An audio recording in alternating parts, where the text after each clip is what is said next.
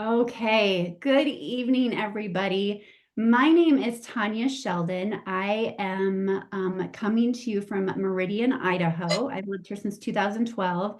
I'm originally from South Dakota. I'm a Midwest girl, and I cannot tell you how excited I am for you to get this information tonight. So as we go along, please, again, as you hop on, tell us where you are watching from. We'd love to know that. And also, as we go along, if you have any questions, please put them in the comments. And by the end, if Gloria has not already addressed it, we will do our very best to address your questions and get answers for you. We are with a company called LifeVantage. It is an activation company. And what we want to do is we want to help your body we give you products to take that allow your body to make what it needs to function optimally. And there is a buzz in the world today called GLP-1, and there's many different forms of it. Some come as injectables. Those are the most popular that we've heard about. And what we want to do, LifeVantage has formulated a GLP-1 activator. And we're going to teach you tonight, Gloria is going to teach you what GLP-1 is and how to get it turned on in your own body so that it can work for you instead of you looking for a source somewhere else to get it. And you'll find that when you do that, you're going to get the best results by taking something and allowing your body to make what it needs. So Gloria is going to educate you on what GLP-1 is, how it functions, and how you can get your body to make it. And we want you to be educated in the best way possible so that you can make the best decisions for your health. And GLP-1 is not just about weight loss. You're going to hear about so many other health benefits that come with that. So Gloria Brinker, who is she? She started her career in occupational therapy, working in subacute, long-term, and acute therapy. And after 9 years, was offered the position of Director of Rehab and Wellness at a covenant of retired Benediction sisters. She learned firsthand the positive effects that natural health and diet and emotional and spiritual health had in the rehabilitation for people and their outcomes. After 5 years, Gloria felt compelled to continue her studies and is presently certified in natural health, massage, reflexology, healing touch, and is an NES and EVOX practitioner. Gloria focuses on functional health, including educating others on how the body functions and how to support the body in doing its job, helping people to survive and thrive. So with that, Gloria, the floor is yours. Okay, thank you so much for that introduction. I am trying to, of course, get this. Oh, Tanya, we had this already before, didn't we? You got it. You just need to press play. I know. Go up to File or Slideshow. Yeah, go to Slideshow. I know I can't click on there because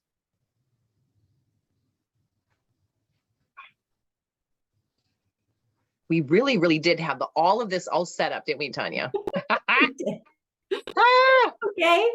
Okay, so we're gonna try this. Okay, we're gonna try this one more time. I just know it. Okay, I'm gonna go slideshow from the beginning. Oh, can you see that or no? Nope. No. Okay, here we go. I know this is what's gonna happen here. Here we go. Now we got it. Now we're gonna work it here. Share your screen though again, Gloria. What's that? You got to share your screen again. There you go. Okay. Now we got it. Yes? Got it. Okay, perfect. Okay, so thank you all for coming this evening. And I'm so excited. I've been looking at GLP-1 for quite a long time. And when LifeVantage said that they were going to be launching a GLP-1 activator, I needed to dive even deeper into it and to really find out about what this is all about. So tonight we're going to cover about what it is and what does it do in your body and why you seriously want GLP-1 working for you. Okay. So a couple of things is that I did do some research. And so the main that I'm going to be talking about this evening come from these two different sources. And so one is from Science Direct, and Science Direct it's published on like PubMed.gov. And so this is fairly new research. And so it's from May of 2024. Okay. And what the article was, it said unlocking longevity with GLP-1, a key to turning back the clock. So as you can see, this was actually some research that was out of India. But again, it's very, very new research. And this is the one, it wasn't quite published yet. It said it was going to be published in August. And so I contacted actually the whoever the powers that be, and I got the published thing earlier. So I paid for it, but I was so eager to learn about it and understand it. The other real source that I'm going to be talking about tonight is this Dr. Benjamin Bickman. And so he is teaches at a college, a professor at a college, and he teaches cell biology and physiology. And what he had said is much of the recent work is really focused on this hormone called insulin and what it actually does in the body and what are the disease conditions related to the hormone insulin. And he said that insulin, while it's very necessary for healthy living, it can also elicit significant and harmful changes in the tissue's metabolic function when it's chronically elevated. And that's what we really have to look at when it's chronically elevated, okay?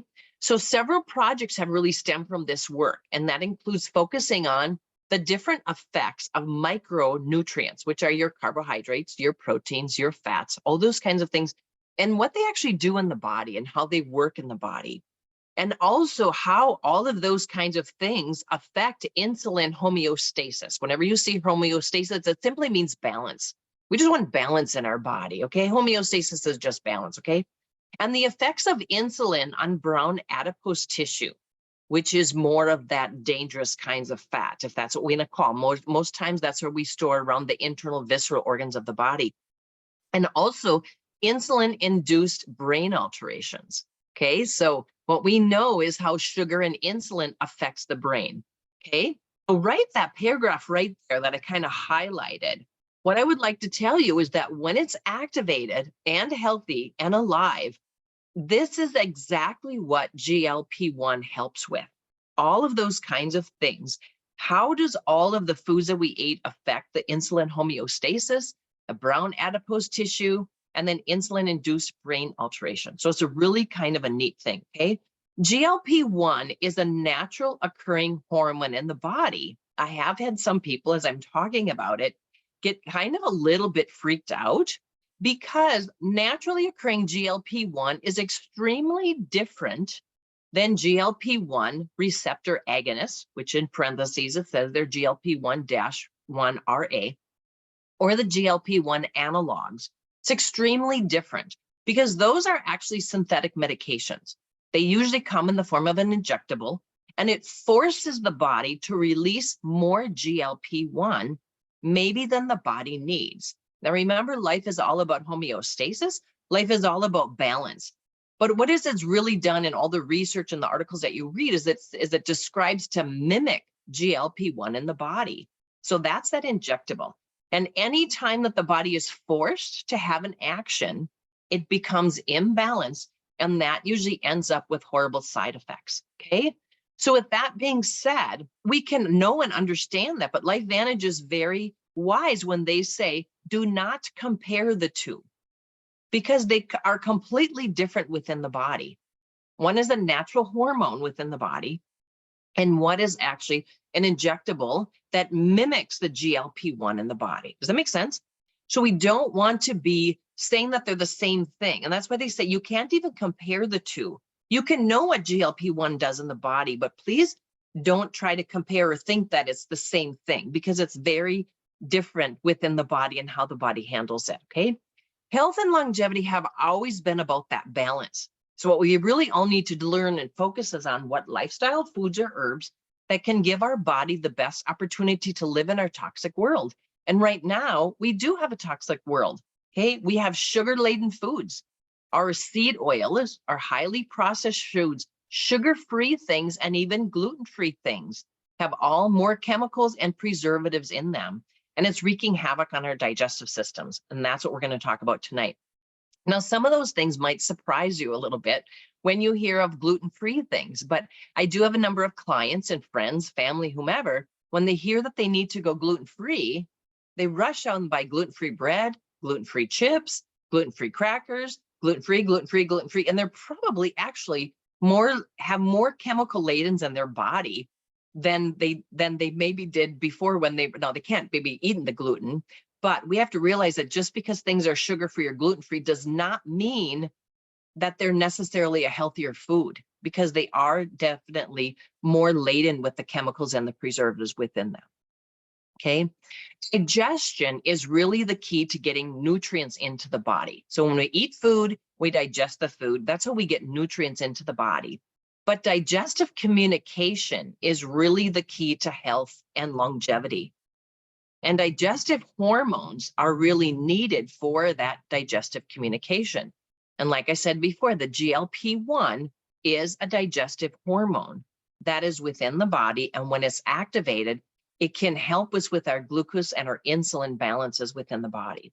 So really that digestive communication is definitely key.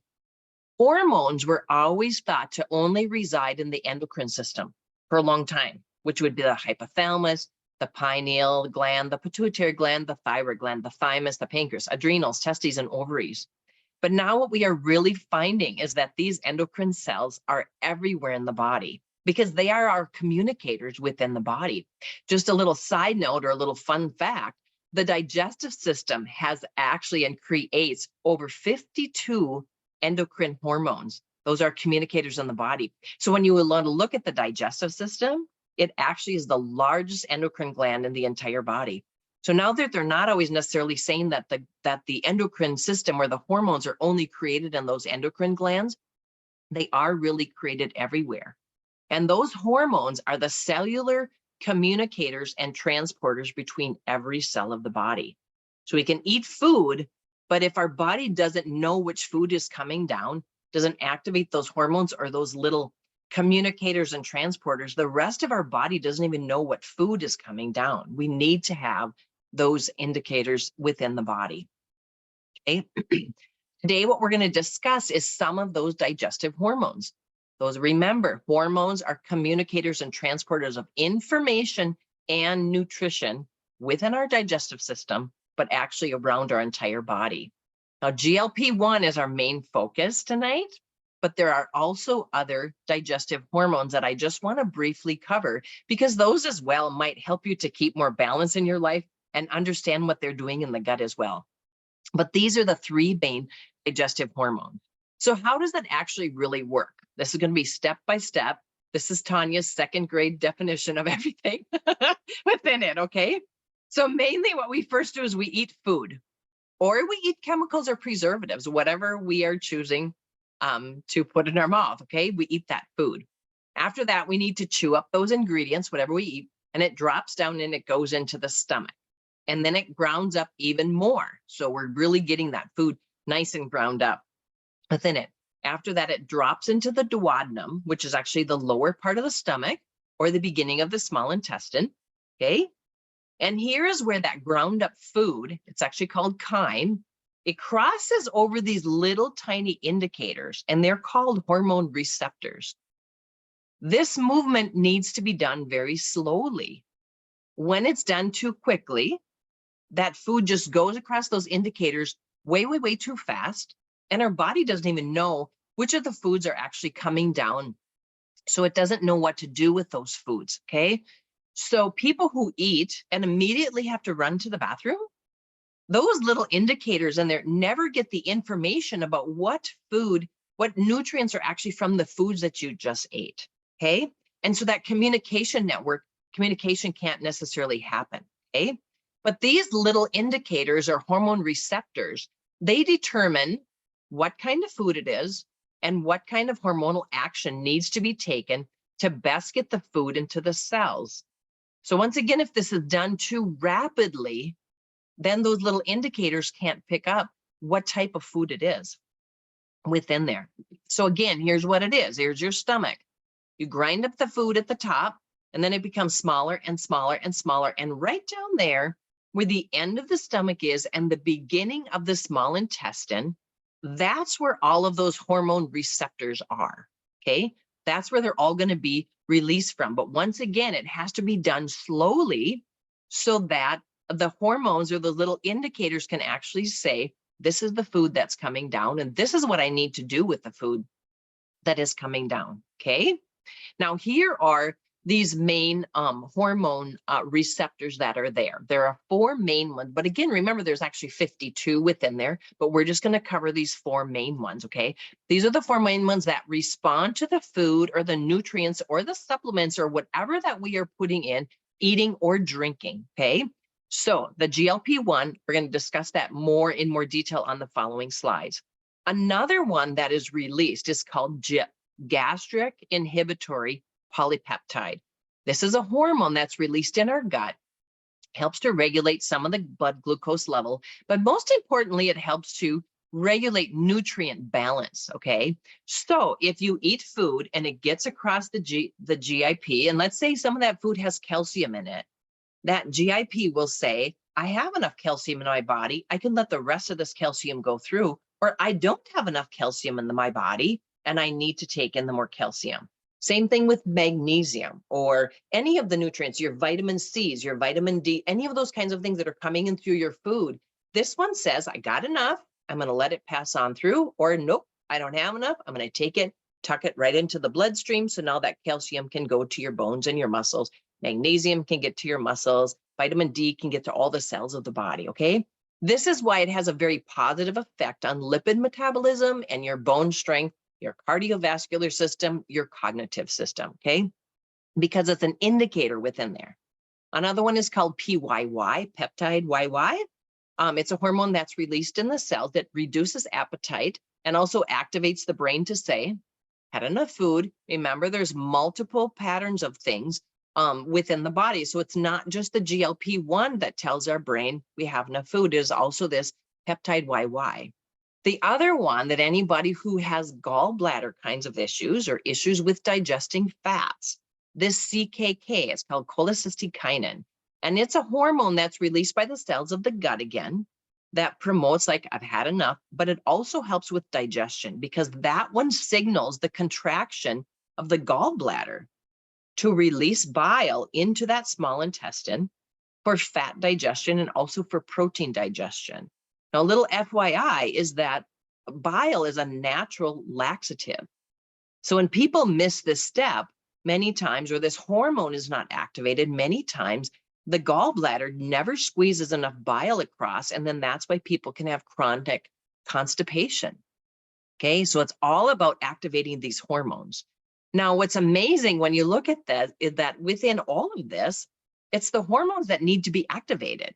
The same types of food either activate that hormone or make that hormone act, or has no impact at all on it. And that's what I want to talk about tonight, is what happens and what foods actually do that. But the neat thing about it, with no matter what we do in our body, anytime that we can promote health in one hormone, we are promoting health in all the hormones of the body, because all of these 4 hormones within the digestive tract, they work in combination together. They keep that homeostasis, that keep that balance. So all I'm saying is if you do look at the activated GLP-1 that we have, take a glimpse and an eye on the other kinds of things too, okay? In regards to what if you are also activating the GIP, and that's actually helping you to get your bones are feeling stronger, your muscles are feeling stronger, your brain feels more alert, and even your gallbladder and your fat metabolism and just the constipation or anything like that. If all of that, it means that everything is working together by the healthy choices that you're making in your life. It's a beautiful thing. So GLP-1 and the highlights from this, and this is coming from that very first study that I showed you, okay, is that GLP-1 primary role in it is regulating blood sugar levels. It has a broader impact on health and aging because it is regulating those blood sugar levels. It has neuroprotective effect, and so it aids in the management of diabetes and obesity, improving cardiovascular health and decreasing cellular aging.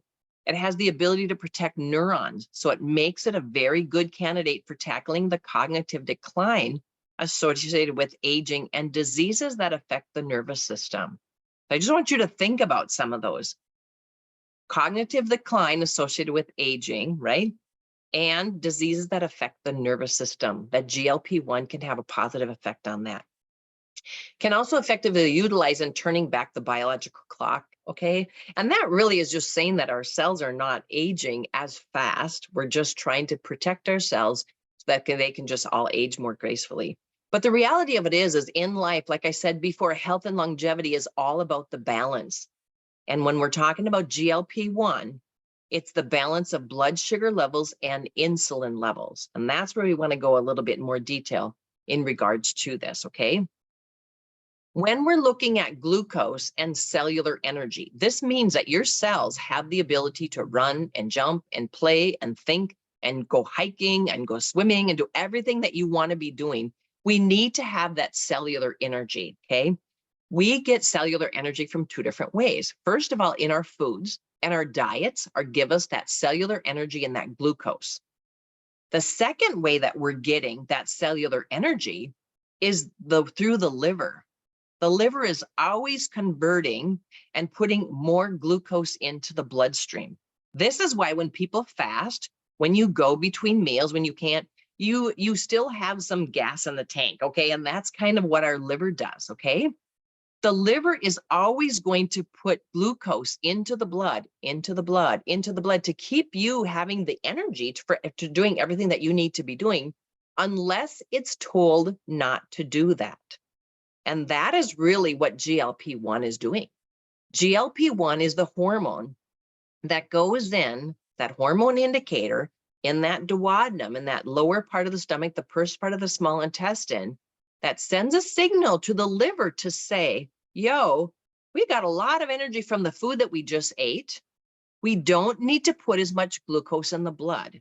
Now, it's not exactly like this, but I'm going to compare it to calories, okay? Because many people can think about calories and how all that works, okay?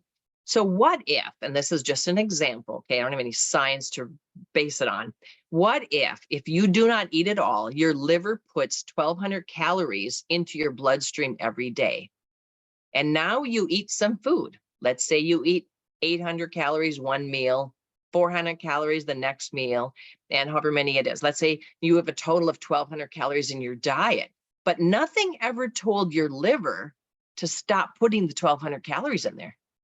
Now, because nothing told the liver that we have enough energy coming from our food, now you have 2,400 calories in the body for that day. Okay, does that kind of make sense? So if nothing is telling the liver we have enough from what we ate, the liver continues to put it into the bloodstream. And that's why people can still have very high fasting glucose numbers, because they'll do their blood sugars. They didn't eat, they were fasting, but yet the glucose is still very high. It's because the liver is continuing to put the glucose into the bloodstream at a high rate. So the liver is going to do that unless it's told not to do that, because its job is wanting to keep us be able to run and jump and work and play, okay? That's what the liver is doing. So if it's not getting that signal from GLP-1, it just keeps putting that into the bloodstream, okay? The other thing that we have going on is insulin. So insulin is another thing that helps to keep our blood sugar levels even. Insulin is released from the pancreas, but once again, the GLP-1 says all of this food is coming down. It contacts the pancreas and activates the B cells in the pancreas to say, yep, we need some insulin to balance out the blood sugar levels of the foods that we just ate, okay? But insulin can also be called on from the bloodstream if there's too much glucose in the blood. And again, why is there too much glucose in the blood? Because nothing told the liver to stop putting extra glucose into the bloodstream. Okay, too much insulin and the person's cells, when it's chronically going in there, can become insulin resistant. And then that's really where the real issue kind of gets to be. Okay, so once again, it's all about the liver getting the message from that GLP-1 hormone that really will keep everything in balance here. Okay, so We need to activate that GLP-1. And once again, this is another review, but how do we do that? By eating and drinking, right? Break down the food, grind up that food into chyme. The chyme crosses over those hormone receptors and triggers the release of that GLP hormone and other hormones. So really, it's about the messenger. The messenger has to go from the small intestine over to the liver. And the messenger is the GLP-1 hormone. It is there. When it's released, it tells the liver to decrease the amount of glucose that's going in the bloodstream in the proportion of how much food that we eat. And why? Because we have enough energy, glucose from our food. It slows down the gut. This is so awesome. Because why do we need to have that gut kind of slowed down a little bit? So that we don't overeat. Our body is very wise. It doesn't want us to overeat, okay? But if that GLP-1 hormone doesn't get activated, it's much easier to crave. It's much easier to eat and overeat. But our body doesn't want that, okay? And as we have enough energy from our food, and then also the slower the food moves across those hormone receptors, the better it can say, this is a protein, this is a carbohydrate, this is a fat, and it can better tell the pancreas, the gallbladder, the liver, can just better tell everything what it needs to be doing, okay? And then again, it can send that message to the pancreas so that B cells of the pancreas can release the right amount of insulin, and also send an extra message over to the liver to say, we have a high amount of glucose coming in from our natural foods, our fruits and our veggies. We need even less glucose to be released from the liver, okay? And so why does it do this? So that our blood doesn't get overloaded with insulin. So really this GLP-1 is like, to understand it is just like so phenomenal in how it can keep all of those things in balance. It's awesome. Now we're going to switch over to the bloodstream and go into the tissues, organs, and glands of the body, okay? So insulin and glucose work hand in hand in the tissues and cells in the blood and the glands, okay?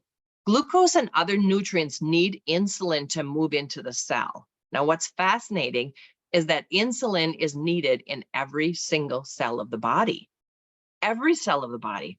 And otherwise, glucose and nutrients do not get into the cell at all. Every single cell of the body. The more glucose that's in the bloodstream, the more insulin that is released into the bloodstream. Now, remember, there's two ways to do that. If we're getting some glucose into our food, and also we can get too much in the bloodstream and then too much insulin in there.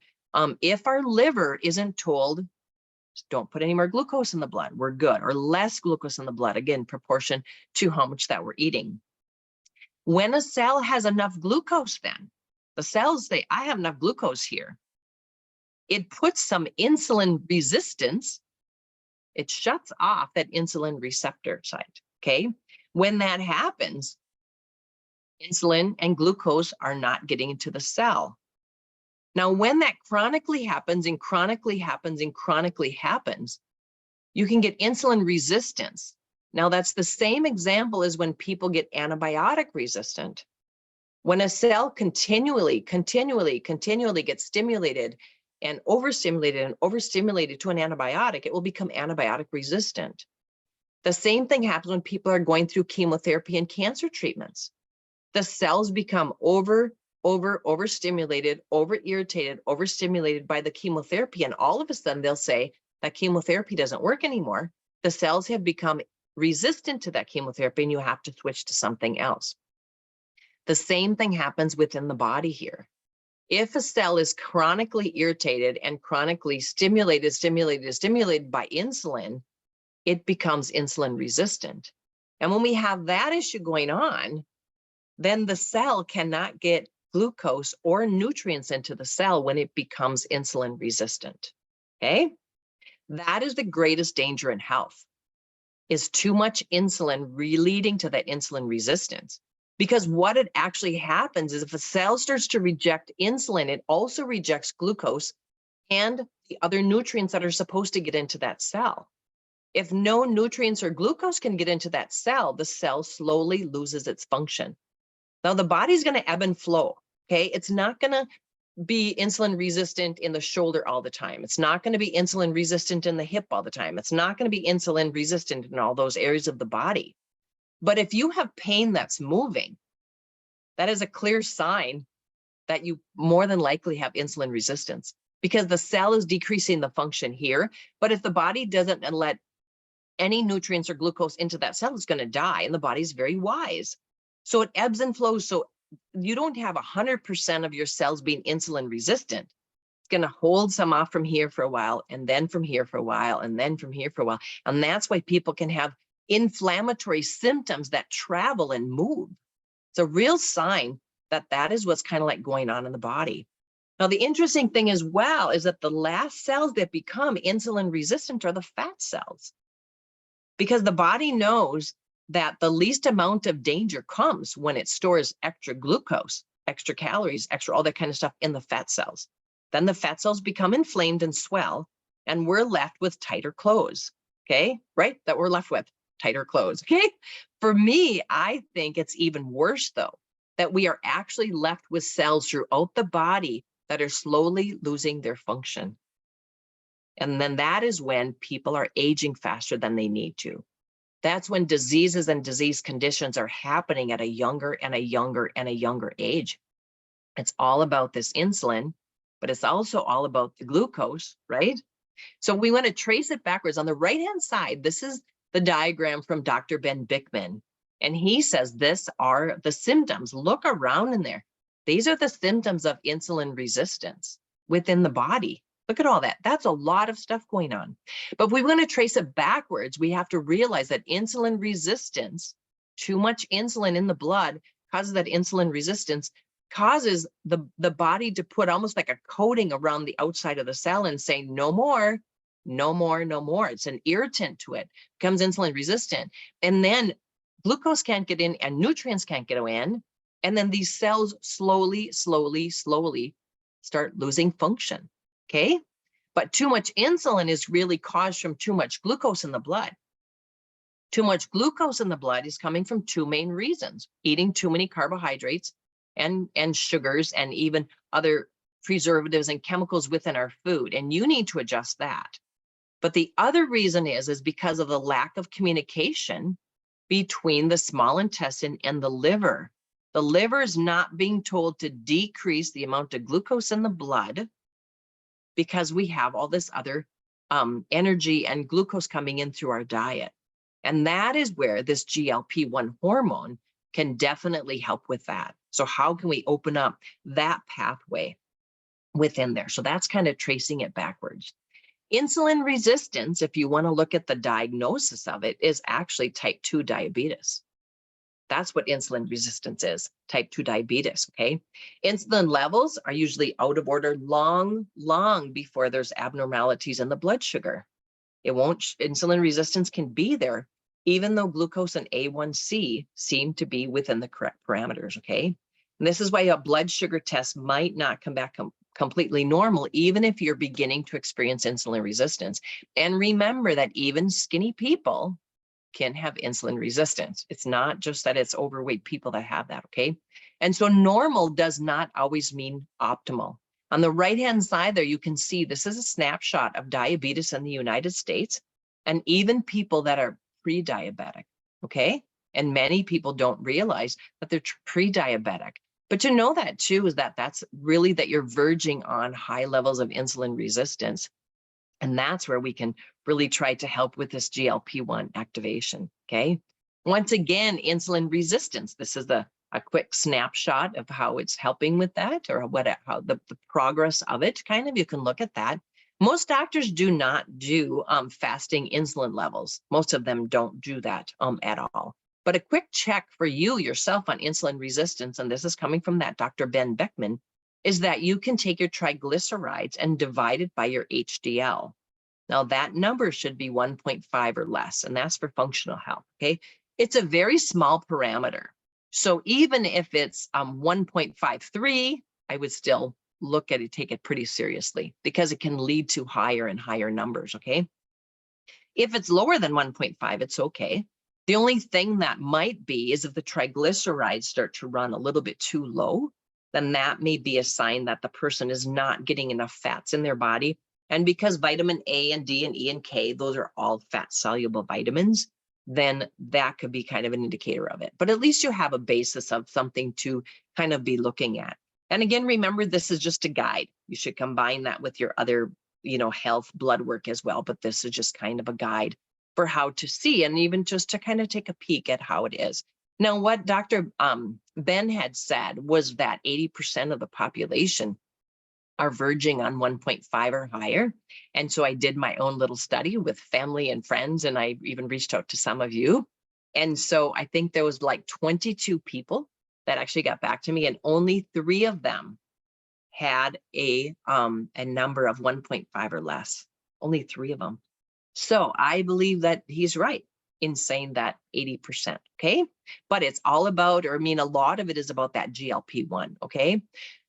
But beyond insulin resistance and weight loss and weight management, and things like that, what else can GLP-1 do for in the brain? Because when I was studying, where are the main areas? Now, there are GLP-1 indicators and receptor sites and things like that everywhere within the body, but they mainly reside in the duodenum of that small intestine, also in the pancreas, and then also in the brainstem and up in the brain.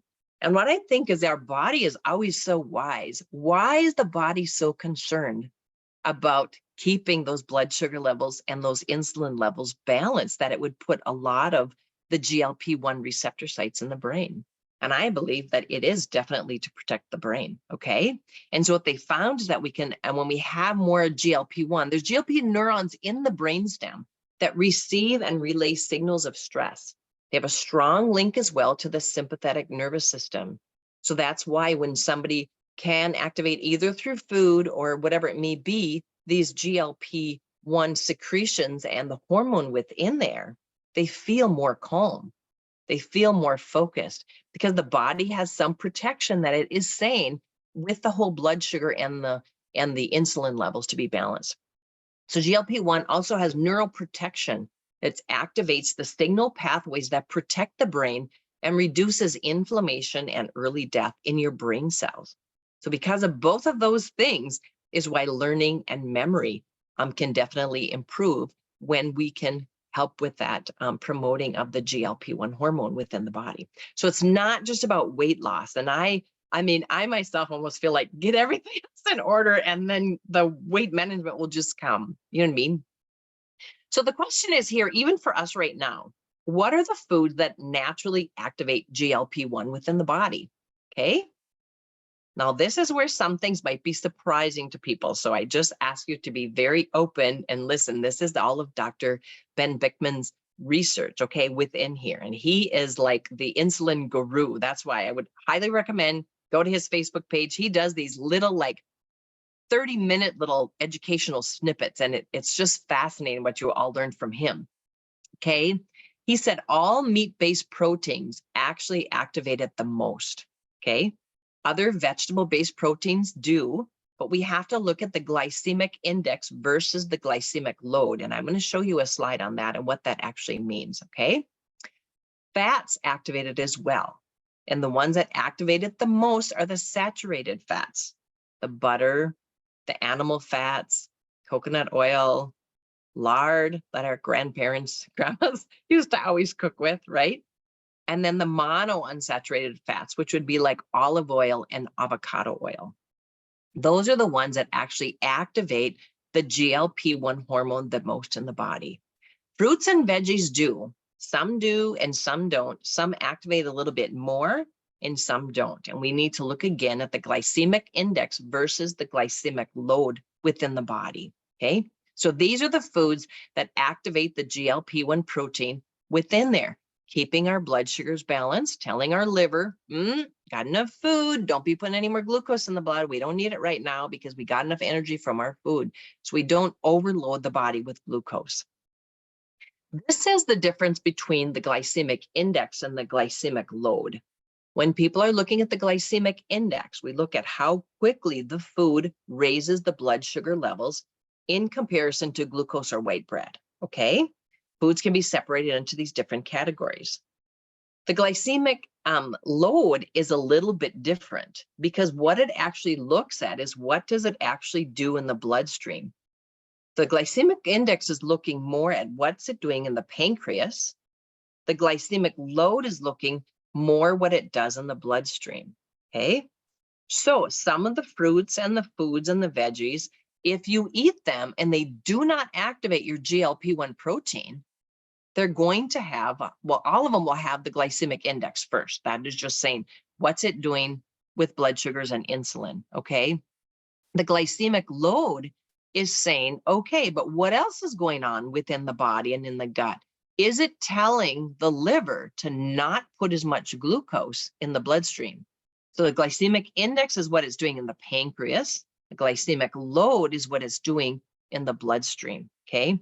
So as you can see, some of the foods, and you can find these charts everywhere. There's tons and tons of charts out there that you can look at. But peanuts, for example, the glycemic index of peanuts is 14, but the glycemic load of it, remember, peanuts have fat and protein in it, which will activate the GLP-1 protein, telling the liver, decrease the glucose that you're putting in the bloodstream. So the glycemic load of peanuts is 2, okay? Bean sprouts, as you see, they're a carbohydrate. They're a vegetable carbohydrate, okay? The glycemic index of that is 25, but it also must activate the GLP-1 protein in there to tell the liver, decrease the amount of glucose in the bloodstream because we're getting enough energy from the bean sprouts. The glycemic load is 1. So if you want to really be looking at how you can really see what is raising the glucose levels in the blood, because that's what we're trying to keep down so our insulin doesn't go too high, you really want to look at glycemic load foods within there, okay?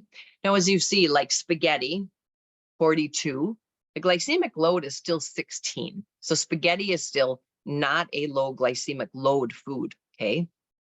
Carrots, as you can see, will do it. Bananas. Anyway, you can look at these charts in many different places, but the most important thing that you want to do is see what is the glycemic load of the food to try to really keep your glycemic load low. That means the amount of glucose that's in your blood is low.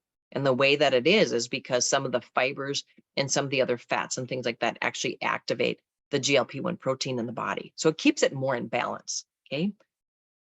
Now, these are the things that do not activate the GLP-1 protein in the body, like at all, okay? Okay, so these are some polyunsaturated fats. These are actually from your nut and your seeds and your vegetable oils. When you eat those foods, you will feel hungrier with these oils because they do not activate that GLP-1 protein within the body. Sugar-free things or even sugar substitutes. And the reason for that, when sugar will go to the pancreas, okay? And so what happens in the pancreas is if the insulin doesn't get activated enough, that also the B cells or the beta cells in the pancreas also do not activate the GLP-1 protein to tell the liver, decrease the amount of glucose in the food. So when you eat sugar-free things, it is not decreasing the amount of glucose in the body. Some fruits and veggies, like we talked about, is that we want to be looking at the glycemic load of the foods. Preservatives and chemicals in any shelf-stable foods also do nothing at all for that cellular communication. It doesn't trigger any of that at all, okay? So when you look at this list here, the reality is that none of these will make you feel full. None of these are going to slow down the gut motility that you have in the body. And also none of these will slow the gut motility so your gut hormones can know what pancreatic enzymes or liver enzymes to actually digest. And none of these will send calming messages to your brain and tell you that I've had enough energy and you can stop eating. So none of these will tell the liver to decrease the amount of glucose in the bloodstream, so the blood will continually call for more and more and more insulin within there. Okay. Now, are we still doing? No, okay. All righty. So we need GLP-1, okay? And we need more and more of it to be activated within the blood. And again, the GLP-1 is the natural hormone that deters these insulin resistance. So I want you to look at things on the left-hand side there. And the question is this you? Some people were talking about aches and pains migrating throughout the body. Do you mean cravings for sugar, fatigue after meals, constant hunger and fatigue, inability to lose weight, PCOS, acne, facial health, infertility, all of these hormonal imbalancers, because hormones all work together. So when you can help to support one hormone, you're going to help to support all the hormones. And again, we have the highlights of those things on the right-hand side there as well. So GLP-1 has that primary role in regulating the blood sugar levels, but has that broader impact on health and aging, neuroprotective things, its ability to protect neurons. Then that's why it can really help with cognitive things, and then really to help you age more gracefully within there as well. So within here, this is when Steve Fife was actually had his interview with Newsweek. What he said in here, and this is so true, what he said in here is that our modern lifestyles have diverged significantly from our body's original programming. And that's the truth, okay?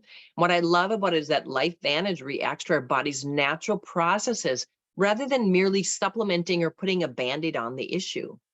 Now, knowledge is power, and everything that you achieved tonight with listening to this, and I hope that you understood it, but knowledge is power, but the problem still exists. The reason of the decreased GLP-1 is because of our foods and our food choices, right? The drinks that we have in our very, very fast-paced life. That's really the reason for the decreased GLP-1. We can try to legislate, of course, for more organic foods, more pure air, food and water, but actually we need help today. So I can say still promote that, still go eat organic and things like that, but we need help today. And the reality really is that it's unlikely that we're going to grow and only eat our own foods, and that we're never going to go out to eat, and we're never going to go to other people's homes or never attend family functions, right? It isn't reasonable because we are also social beings, okay? And stress and loneliness and all those kinds of things can also shut down the gut because our gut is also an emotional organ. So we need each other for friendship, and we need each other for emotional support and all of that. But the truth is that our body really needs more support and help because food and supplementation isn't working, because we have an overabundance of toxins in our environment, in our food, in our air, in our water. We have that. So in order to thrive in our environment, we really need activation now. That's really where it's at, okay? And vitamins, minerals, supplements are not working. We really need activation, okay? So what I am really, really, really looking for this is that being launched in October to this GLP-1 activation. It's going to have such a profound impact on people's cellular health, not just on their weight, but on their health. Dr. Benjamin Bickman said that 80% of the people are above the mark of insulin resistance, okay? But even if weight management is not an issue or a concern for you, unbalanced cells is a cause for concern, okay? Decreased GLP-1, insulin resistant, can cause symptoms of slowly no longer functioning nerves and in your digestive system with your nutrition, in your brain, in your internal organs, and of course, in your weight. So in my study, I really did find also that when the cells are healthier, they will be more responsive to this GLP-1 activation that is launching in October, okay? So I feel I'm really anxious to get started on it and get going on it. Going to just be fabulous and awesome, okay? But LifeVantage is always about thinking about cellular health. And these are the two things that they're promoting for transformation. So it's like, get your cells, if you are not on any of these products, I would strongly encourage you to get on these products before October, to prep your cells, getting your cells as healthy as they can be. So when the launch of that GLP-1 activator starts, that your cells are more prepared and ready than ever before, okay? So these are two different things that they are doing for transformation and the specials. And as you see, you can get 15% off of these. So once again, if you're not taking any of these, I would highly recommend that you start on those now in preparation to get your body and your cells as healthy as they can be before October. So one of them is called the Healthy Glow Stack. And why the Healthy Glow Stack? I believe that this can really help you is that protandim NRF2 can show to decrease oxidative stress on the cells by 40% in 30 days. That's proven in science in 100% of the humans tested, not rats or rabbits or mice, but humans tested, okay? I know that when the gut isn't properly working, the cells of the gut and the entire body will show increased levels of oxidative stress. So if you can help with that by taking the protandim NRF2, that's a great thing. And also, we will never be able to keep up. Our normal supplementation, foods, all those kinds of things have a hard time to keep up with the toxins that we have in our air and our food and our water, which also is an underlying cause of high oxidative stress levels. Then our True Science collagen is proven to increase collagen density by 42% in 8 weeks. The outer lining of each and every cell becomes hardened and resistant to many things, not just resistant to insulin, but resistant to many things.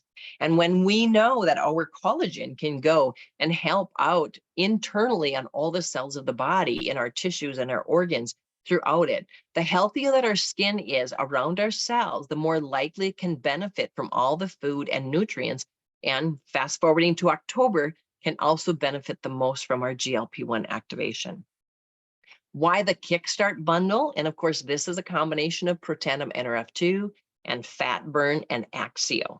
Once again, which I said on the other slide, protandim NRF2 is shown to decrease oxidative stress by 40% in that 30 days. Again, if our gut isn't working, we usually have high levels of oxidative stress. If our gut isn't communicating, we can have high levels of oxidative stress. And again, we have toxins in our air and our food and our water. What I find is very unique is that this combination of the fat burn and the Axio, because what I do know is when people are drinking too many sugar or sugar-free drinks, that can cause some of the insulin resistance. So if you are that kind of person that's reaching for pop, that's reaching for the different flavored waters and things like that, I would just encourage you to reach instead for this Axio, because Axio definitely has some nutrients in it. It's sweetened with stevia, and so it's a good and healthy alternative to reaching for some of those other sugary things. When people are having too many sugary things, and this is again from Dr. Ben Bickman, that he had said that it's really the underlying sugary foods and drinks that we have that is the underlying cause of visceral fat that is stored around the internal organs and glands of the body. And in his narrative, in one of his videos, he said particularly like fatty liver. That is really a cause of too much sugar, too much glucose being in that liver area. And so then fat burn is definitely for you, because you're just going to have better effects with all of the GLP-1 activation. And even if you never choose to do the GLP-1 activation, all of these other products will help your cells just to be healthier for the long term. So I believe, so excited, this GLP-1 activation, it's going to be life-changing. I really do.